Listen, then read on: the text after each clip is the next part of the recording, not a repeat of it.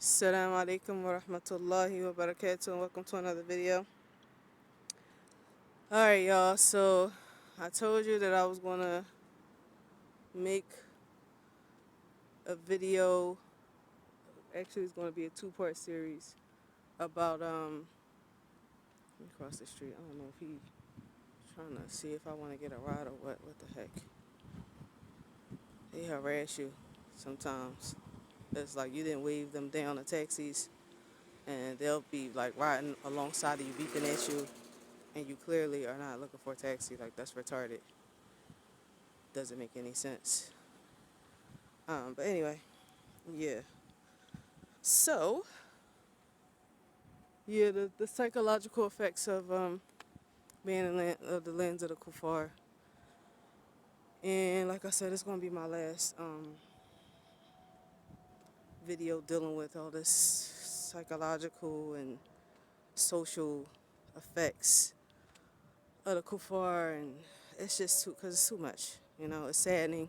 Alhamdulillah, I'm over here. I just try to address some of these things so that you all will be aware and know how dangerous it is to be living in a place that is contrary to the religion that you're trying to practice, depending on your level of striving that you want to achieve. But anyways, so I'm going to start out. This first video is going to be about a touchy subject, which is covering African Americans. And I don't touch black issues. I don't touch African American issues at all because it's very touchy, it's multi-layered. I'm going to try to be as sensitive as possible because I'm African American myself. But I remember in the past when I was going through the journey of my own discovery and trying to figure things out, like where the conflict was, holding on to culture, while people were holding on to culture versus trying to practice a religion. It was a conflict, and I couldn't figure out what it was. And when I was figuring out, researching, analyzing why there was such a conflict with people who were practicing Islam and also being black and having behaviors that were not in accordance to the religion, I would bring it up to my peers, criticizing, like, we Muslim and people are doing this and their mindsets are like this, and they would be like, well, that's because, a slavery and or whatever, all sorts of things they would say, just like in defense. So I'm gonna start out with that. That's why I just leave African American issues alone. I'm Muslim first. I don't care about the color, you know. That particular culture has nothing to do with my religion. My skin color has nothing to do with my religion. I don't bind with people based off of skin color because a lot of non-Muslims who are black don't like Muslims. So why would I have loyalty to people due to having the same skin color when they don't like me due to the dividing line is due to my faith? They come against me because they're Christian and I'm Muslim. Or they criticize me or they hate me because they may be atheists and black and I'm Muslim. So that skin color means nothing, absolutely nothing to me. What matters to me is your iman. I don't care what your culture is, what your background is. You're Muslim, you got iman, you're on the sunnah. That's what I care about. All right, so what happened with we are a prime example of what will happen eventually. It's the beginning stages of it now, but what will happen eventually to the generations that are coming if people don't leave. It will be a complete demise and downfall of their religious adherence in the upcoming generations. It'll always be new converts to new people coming in, but the religious practice or the strength of it will be broken down and lost, And Africans who were brought to the United States during the slave trade are a prime example of them. For anyone who knows some of that history, they know that many of the slaves were Muslim. And history shows that they used to have to hide and conduct Jumu'ah in the fields secretly. You know, they would have to pray for those who wanted to continue to pray secretly. Some slave owners were sensitive and would allow the slaves to pray and to practice, to a degree.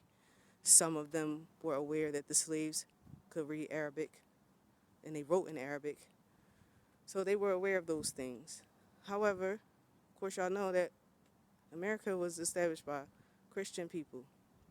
So they forced their Christianity upon the slaves, which is the legacy of the Christians. The Crusaders, they have a history of being forceful and killing people if you don't embrace their religion. That's their legacy. That's what they do. Very, very violent, forceful people. It's just, yeah, that's what they're known for. I mean, they did it with each other.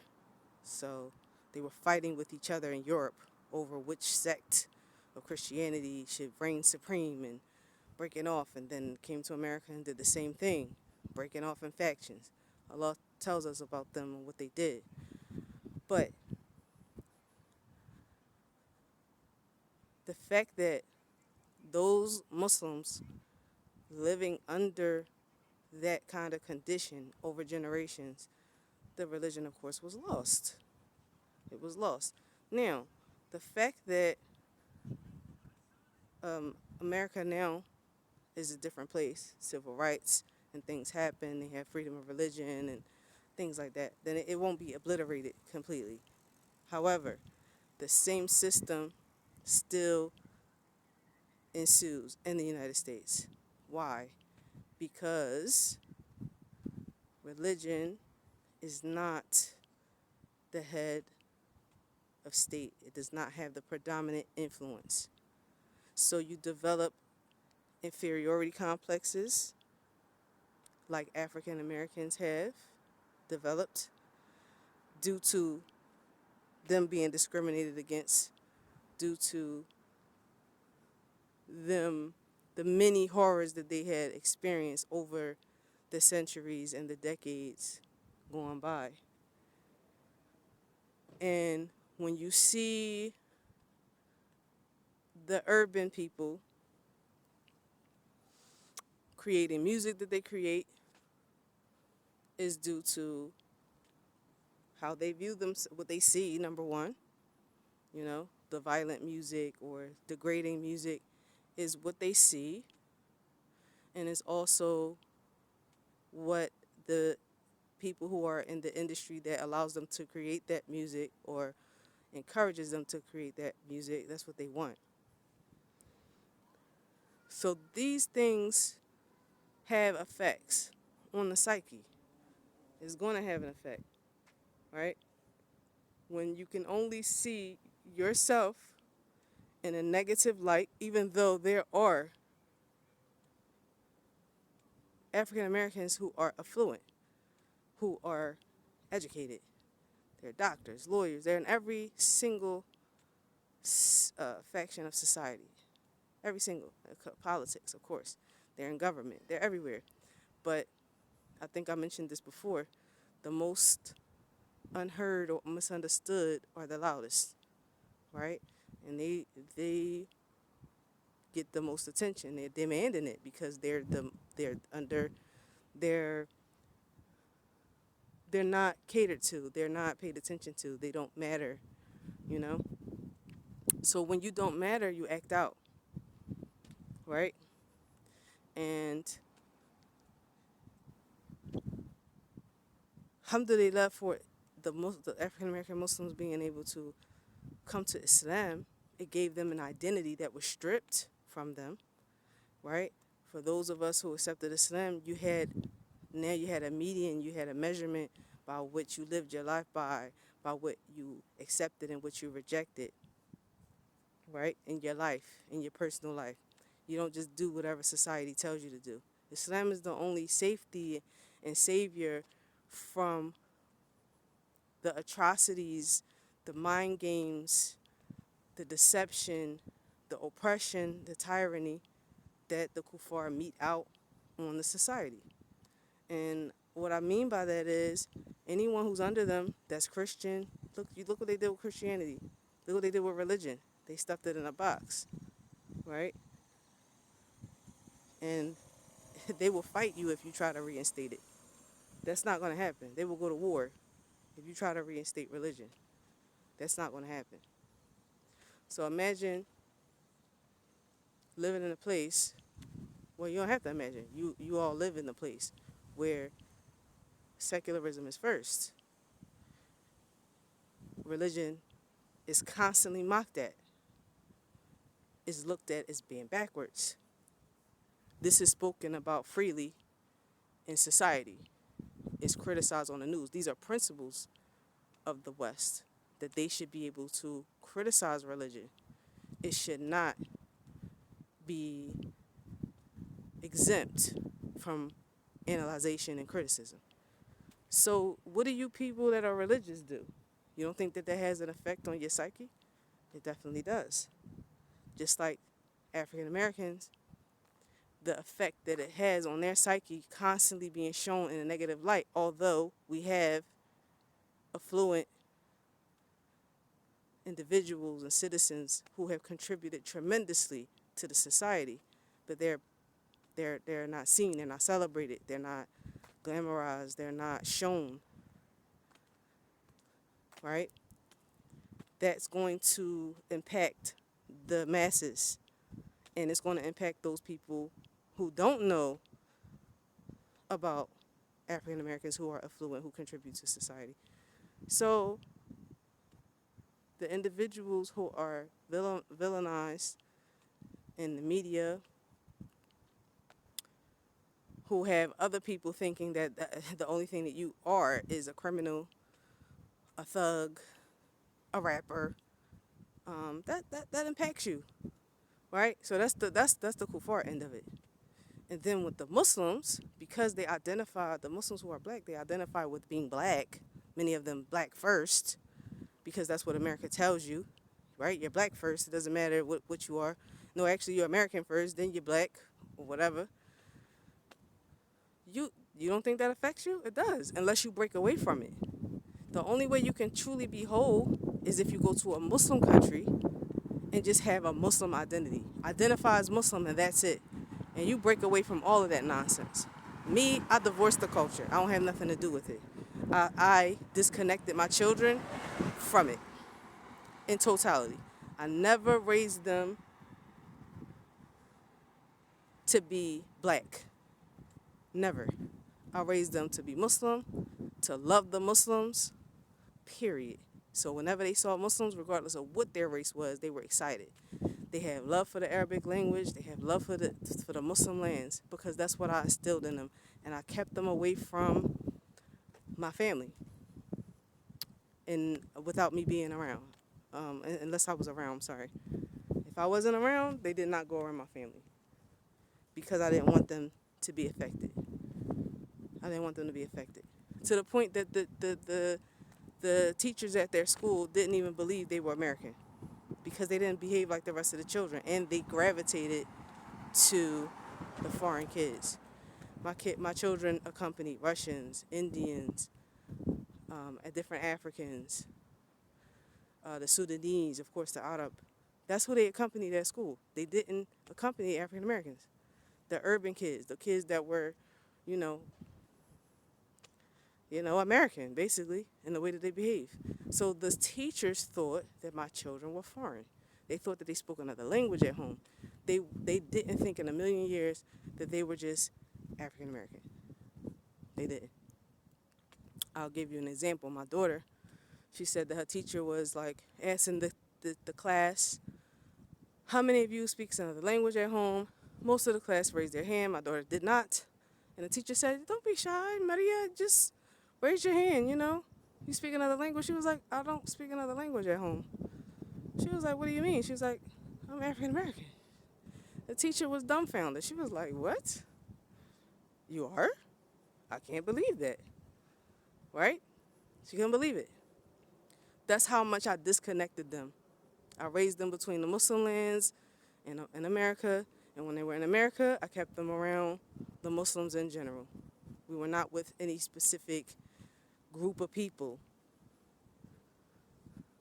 whereas though they would catch hold of that, because I know how difficult it is to break away from that culture. It's very hard. It's very hard because America places you in a box.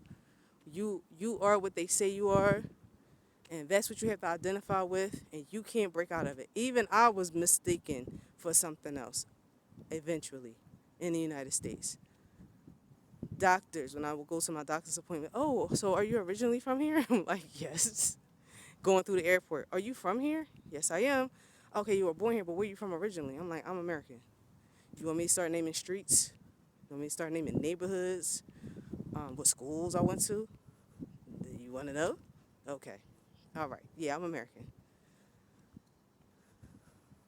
So it even with the corruption, right? It was a family that came here on a tour. It was a family that came here on a tour. They were from England. And, all of the immigrant Muslims are talking about, or, second generation Muslims are talking about how, the Western countries that they're in, whether it's America or whatever, it wasn't that bad. It didn't used to be that bad, which is true. The corruption wasn't as widespread, but that corruption was always a part of the Western culture. But you guys were locked out. And I gave them examples of how homosexuality, lesbianism was always a part of the culture. Always. The wild things that are going on is just more widespread, but we've always seen it as children. You know not to go in certain areas of the city at night. You know what streets not to go on particular dates, celebrations, because you are going to see something rank and crazy. When it comes to parties, the adults are in another part of the house doing what they're doing, and the children, should be in bed, or the children can't have certain foods like cake or certain drink that looks like juice, but it's not really juice. We grow up with that kind of corruption, right, around you. And people live different. It depends on what kind of upbringing you had, but there are levels of corruption in the society. It's levels. Every family is different, but every family has some type of corruption, unless you were just straight up church people. If you were like what they call holy rollers or were church people, then oh no, you're extremely sheltered, and usually those people, they grow up and renegade. Those children who grow up in those kind of households, they renegade because they want to see what life is like. The parents didn't count on them growing up and then being ostracized or dumbfounded when they get out in the real world and they can't relate to anybody, because no one lives like you've raised your children. So your children are like, okay, I can't fit into conversations. I don't know what they're talking about. What is that? So they start to explore, because that's the society you're living in. And I see the same thing happens with the Muslim children. They renegade. Why? Because religion in America is now a subculture. It's not the main culture. It's not the head, it's not the head of the society. So when you raise your children on religion and then they have to go out in society, it's difficult for them to uphold all of their morals and standards. It's very straining. Many people compromise, unless they live like in a very sheltered, they're like a recluse. I just go to work, very, very conservative or repressed. That's the only way you kind of make it. But other than that, yeah, it's tough. It's tough. And the society secretly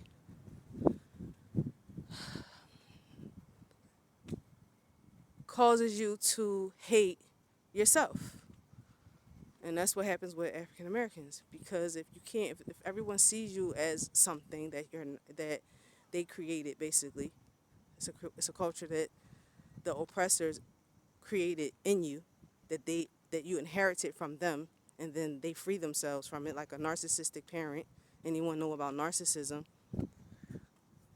Narcissistic personality disorder. These people are like, they're like devils, right? They harm you. They give you all sorts of habits, complexes, issues. Then when you renegade and you react, they free themselves. And they don't, like, I don't know what's wrong with this person, this child, or whatever. That's America. That's America, and that's African Americans. African Americans have been through so much. They've been through so much. And it's their fight, because no one cares.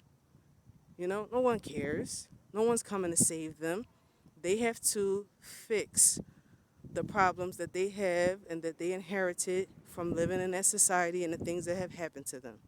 And it's upon every individual, especially if you're Muslim, to dig deep and fix yourself as an individual. As a whole, I don't see it happening. Only thing that can save them is the correct application of Islam, and then leaving the lands of the kuffar and going to the Muslim lands. That's the only thing that's going to truly remedy the effects of what has happened to African Americans. That's on a heavier effect scale, But in the second video, when I do it, I'm going to get into a few points on what happens, living in a society under non-Muslims. It's going to be in detail based off of the things that I touched on in this video, more of a detail. And I'm going to give examples. But I always say that the foreigners that come into the country, they're like the narcissist parent, younger child. The narcissistic parent's younger child. So you had the older child who got all of the pain in the raw face of the narcissist when they were in their younger years, that represents the African Americans and those early immigrants that came to the United States, from the Irish to the Italians, the Polish, those people who were put in the ghettos and things like that. You have to do U.S. history or understand what's going on, what I'm talking about. But every single group of people have suffered individually from the British, who, of course, are the ones who established the United States. They put in racial systems in place, gave them all sorts of degrading names. Everyone has suffered. Every race has suffered. But African Americans just never, the stigma just never left them. They just can't catch a break. They're like they're forever target and enemy of the society, I guess, because we know them the most. We're like the black sheep of the family. We know them the most, right? And the younger, so we represent the older children, and most Americans, that will be white Americans and black Americans, they don't really integrate they don't befriend people who are not like them, who can't understand them, who don't get it. So if you were second generation immigrant family that came, like, for example, in the 70s, 80s, whatever, you have another culture, you won't really know what true American culture is, meaning from the inside of the house, understanding the pain and everything, the principles that they stand upon. You won't know it because, especially if your parents were Muslim, you're not going to know the ins and outs of it unless someone told you, which Americans don't really air out their dirty laundry. That's a British thing too. Don't air out your dirty laundry. You don't tell people about your problems, and it's like a hidden code, a silent understanding. We all know if Americans talk to each other, we'll talk about our childhood, our youth, our parents. Everybody understands. They have complaints. It's a silent code of understanding. And everyone knows what they're talking about. Everyone knows the problems that they have and what they're suffering from. And they vibe off of that, and that nothing else needs to be said because everyone gets it. That's just what it is. And outsiders don't know. They just don't know. They wouldn't know because why would you complain to people who have a different background than you? They can't understand you at all. So, and that's actually when you have your own problems that only you can understand or certain people can understand, and then you become a Muslim, that's excellent. Why? Because only Allah can fix you. You can't look to human beings to fix you anyway. No one can save you except for Allah subhanahu wa ta'ala. You have to depend on Him. Everybody's problems are tailored to them specifically. And that's for a reason. Because only your Lord can fix you and help you. And He's the one who knows all. Don't seek for other people to understand you. Even with myself, I don't have many people who understand me because I have my own journey. I have my own trials. I have my own unique situation that I don't really meet people who have it. So I'm alone. I have to I had to rely on Allah alone. And I think that's beautiful. Because imagine relying on people and human beings solving all your problems. You would never turn to your Lord. So, you know, that's basically it for this one. I wanted to start with that to give you an example that you stay there in the West, you're going to develop problems, a lot of problems, unseen problems. Parents don't understand their children. How many foreign parents I talked to when I lived in the northeast of Philadelphia? How many Sudanese and Moroccan and Egyptian parents, my neighbors that I talked to, and told them, listen, you guys don't know what is going on outside of the house. And they're like, I know, we know. We lost so many children. We don't know anything. We don't know anything. I'm like, I know. And your children have to put on two faces. They have to be one way inside of the house, culturally, and then they have to be American outside. And they know that you don't understand them. They're alone. You can't even help them. You can't relate to them at all. And then you praise this country, condemn the country that you come from, say that America is the best and has opportunity, and they're weathering all sorts of storms, and they know that you're in the house, you don't even talk about anything close to what they're experiencing, and you have no clue what they're learning in school, and you don't have a clue that they're developing issues right up under your nose. You don't have a clue that they're slipping from in between your fingers right up under your nose. You don't have a clue. Not one clue. Because you thought, the parents thought that America was just opportunity. They didn't know what was waiting for the kids in schools and in the society. They didn't know. So yeah, it's dangerous. For the person who cares about his religion, you're in danger. You're in serious danger of your religion, for sure. And so are your children. Well, that's the conclusion and completion of this part of the video. And I'll probably film the next one tomorrow, inshallah. So let me know your thoughts. And if anyone can relate in the comment section. And don't forget the Hijrah, mandate sacrifice. Ma'as salama.